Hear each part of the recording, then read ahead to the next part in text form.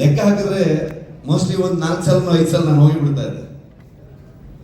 But ಇವತ್ತವರೆಗೆ ನಾನು ಬಂದು ಈ ಸಿನಿಮಾ ಶೋಲ್ಡರ್ ಹಾಕೊಂಡು ನಾನು ಇಡೀ ತಂಡದ ಜೊತೆಗೆ ಬಂದು ನಿಮ್ಮ ಮುಂದೆ ನಿಂತಿದ್ದೀನಿ.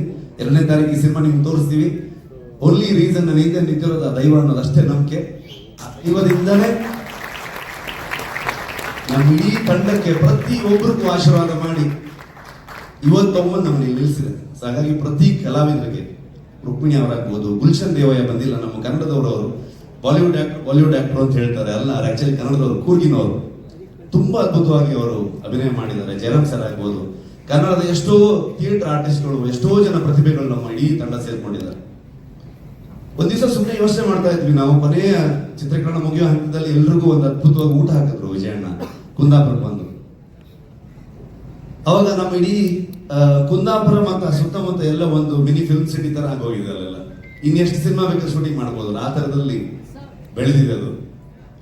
ಅವಾಗ ನಾನು ಲೆಕ್ಕ ಹಾಕ್ತಾ ಇದ್ದೆ.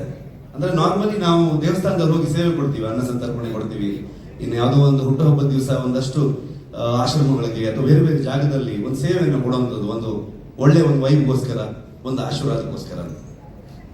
ಲೆಕ್ಕ ಹಾಕಿ ನೋಡಿದಾಗ 3 ವರ್ಷದಲ್ಲಿ ಒಂದು ನಮ್ದು ಎಲ್ಲ ದಿನಗೂಲಿ ಲೆಕ್ಕನೇ ಒಂದು ಲೆಕ್ಕಕ್ಕೆ ನೋಡಕ್ ಹೋದ್ರೆ, ಅದನ್ನ ಲೆಕ್ಕ ಮಾಡಿದ್ರೆ ಒಂದು ಮ್ಯಾನರ್ಸ್ ಅಂತ ಲೆಕ್ಕ ಮಾಡಿ